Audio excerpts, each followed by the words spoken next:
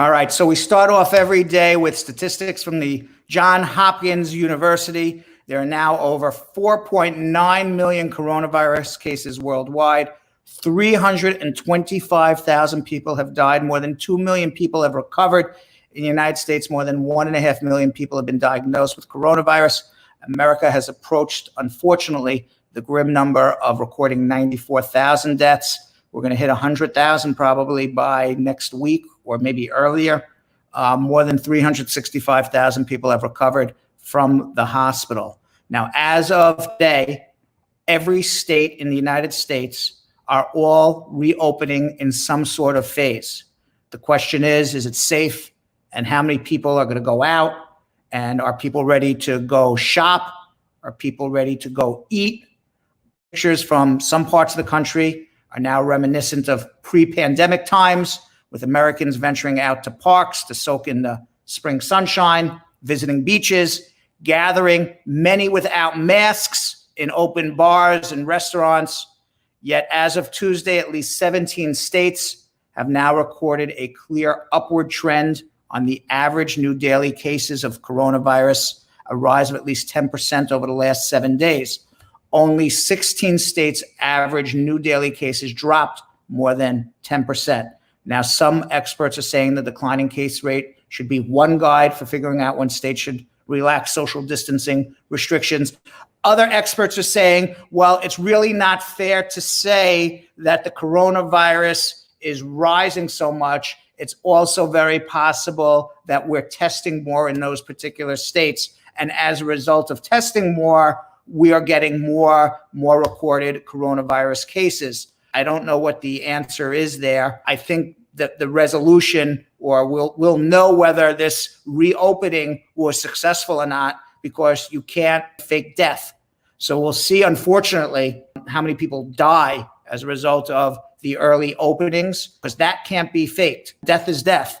And let's hope that number, I hope from the bottom of my heart, I really hope that all of these Republicans are right and they reopen the country and everybody is safe. I really hope it. You know, because as I said, every day we're fighting two wars. There's an economic war and there's a coronavirus war. And we got to be able to figure out both. People were asking me off the air, they went, well, how do you do it? How do you fight both wars? Because you either got to stay in or you got to go out and have like this herd mentality where everyone gets sick, but we go about our day. But I got to believe that there was a way which the U.S. has totally missed the boat on.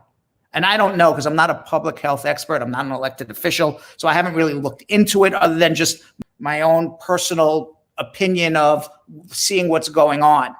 You know, my novice public health abilities based on just reading.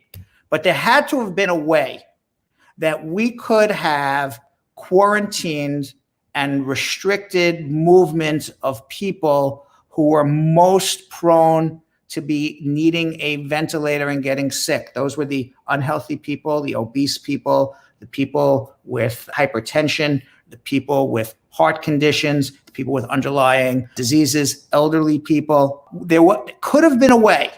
I don't know how. Okay. But I can't even get Bradshaw Live started on time at 4:30. So how we would have done this if I don't know. But there could have been a way that we could have separated or at least quarantined the people who are most at risk, as well as have a lot of people following through on these, so-called, somebody gets, I forgot what they call it, somebody gets sick in a restaurant, and then the tracers, and they trace people who were near them.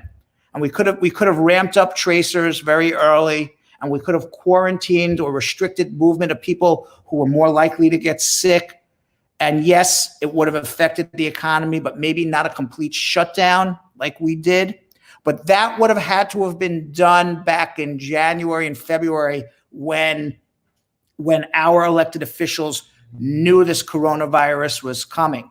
By the time mid-March came and the coronavirus was ravaging through our society, it was too late to do that. And, our President Trump, he says, well, I did the best I could. But the reality is they knew coronavirus was coming. You want to know why they knew? because there are two senators. Senator Burr, and there was a female senator, I forgot her name. They were on a Senate panel, and they had a secret testimony about coronavirus. And what did they do? What did they do right after this secret panel on coronavirus in January? They sold all of their stock that they knew that these companies were going to have trouble because of coronavirus. So they knew it was happening. As a matter of fact, Richard Burr, he had to step down from his chairmanship of a very powerful Senate committee because he's now under investigation for insider trading for information he learned about coronavirus back in January. So for any politician in the federal government, I don't know about state government, but for any politician in the federal government to say they didn't know, I wish I had a bullshit buzzer, because they knew in January. Beaches in Maryland, New Jersey, Delaware, they're planning to open for Memorial Day weekend, and the governor of Pennsylvania has now offered a word of warning. Let's watch. I'm not sure why the governors of Maryland and New Jersey have opened their beaches, but they have. Now, reopenings appear to have the momentum for now, including slowly for sports without a crowd in attendance. Officials said yesterday the Belmont Stakes, for example, the third leg of the Triple Crown, is going to be held on June 20th without any crowds. They're perfectly fine. It's probably going to be the largest television audience of a horse race ever in the history of the world, because people are so desperate for sports and gamblers are so desperate to bet on something.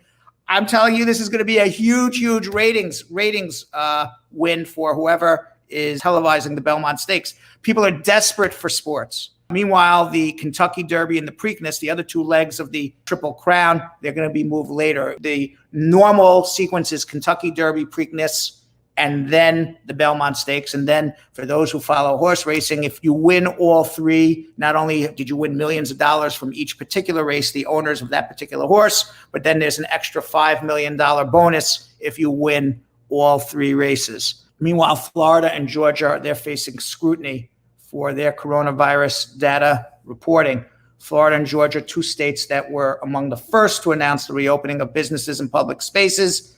They've come under scrutiny for the accuracy and transparency of their reporting. In Florida, Rebekah Jones, the official behind the state's dashboard, which I guess is a web page showing the number of coronavirus cases and deaths in Florida, she said she was removed from the project and questioned the state's commitment to accessibility and transparency. Apparently, these numbers are not necessarily correct coming out of Florida and Georgia.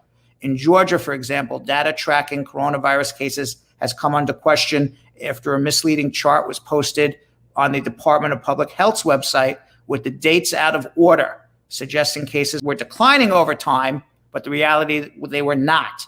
So they were pushing the dates. You know, there was a lot less death on May 9th than there was on May 11th, then on May 7th. So May 9th was put before May 7th. So it looked like the chart was going down when it was really, you know, the deaths should have been like a heart monitor on a heart patient. But the reality was that they made it look like it was a downward trend.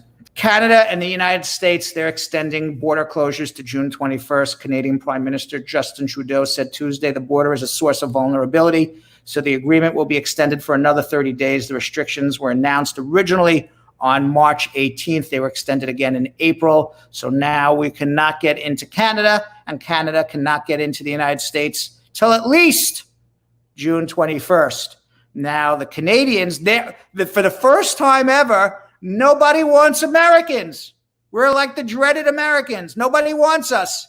The Canadians fear America now. They don't want any Americans coming into Canada, because the United States has more confirmed cases and deaths from coronavirus than any other country in the world, though its per capita numbers are well below many other nations. Now, Donald Trump does have, a point where he says that the United States is testing a lot more than many other nations. So we're catching more people who are ill with coronavirus. But the thing you can't fake is the number of deaths.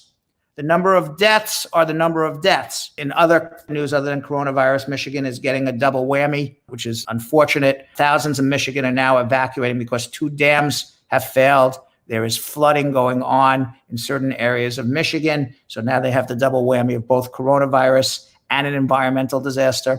It was a result of a rain-swollen river which breached 2 dams, flooded fields and streets in parts of mid-Michigan, forcing evacuation orders for thousands amid the coronavirus pandemic. Now, parts of the city of Midland, Michigan, and surrounding areas were virtual lakes this morning, and it looks like it's going to get a lot worse. Downtown in Midland, a city of about 41,000 people, downstream from the dams, eventually they say it's going to be 9 feet underwater. 9 feet underwater is, in essence, if you're in a 2-story home, that water is coming into the window of the 2nd story of your house. That's how high the water is going to get in Midland, Michigan. This morning, in a flash flood warning statement, the National Weather Service said this is a particularly dangerous situation. Seek higher ground now. I'd be seeking to get the hell out of there. That's what I would be seeking. There's nothing good can come from staying in Midland, Michigan, if the water is going to be going up 9 feet. That's like tsunami water. Now, in Midland, about 150 residents of the Riverside Place senior residence, many with walkers or riding in wheelchairs, they were evacuated Tuesday evening. With the coronavirus pandemic months underway, officials in the county are juggling both public safety crises at once. The flood disaster is one of the first to test how local, state, and federal response efforts can handle this dual challenge. And finally, before we get into our hump day, it's possible the U.S. Immigration Service may run out of money by the end of the summer. Would you believe that? U.S. Citizenship and Immigration Services is now asking Congress for $1.2 billion, a bailout. The agency claims it's going to run out of money by the end of the summer without aid due to a decline in immigration caused by the coronavirus pandemic and also caused by Donald Trump's restrictions on immigration, other countries' restrictions on travel, and the fact that necessary government offices are not open to process all of the applications that are coming in. Now, for those who don't know, USCIS is a self-funding agency, meaning that all of the filing fees that immigrants pay for the benefit of getting a green card, getting a work permit, having their biometrics done, it self-funds the Immigration Service. The U.S. government does not pay 1 penny to USCIS for immigration form processing. It's all paid and funded by the immigrant who is applying for the benefit. Now, to mitigate the budget shortfall, USCIS is planning to implement a 10% surcharge on all applications and sought Congress's help on Friday. As of this moment, they are not charging the surcharge. This is what we're reading in the news, but it's possible that every filing fee may go up by 10% at any given moment so that USCIS can stay in business. Believe that. Now, asylum processing also at the southern border is almost stopped as the Trump administration officials implemented a program to rapidly return migrants to Mexico without so much as a health exam. So we have an issue of coronavirus and Donald Trump combining, and the lack of travel combining to reduce the amount of applications received by immigration. And as a result of that, they're not getting the fees and revenue that they need to process the cases. So I'll keep you updated over the next few days on what's happening with USCIS and USCIS going bankrupt and USCIS asking immigrants again to cover their costs and even increase their fees.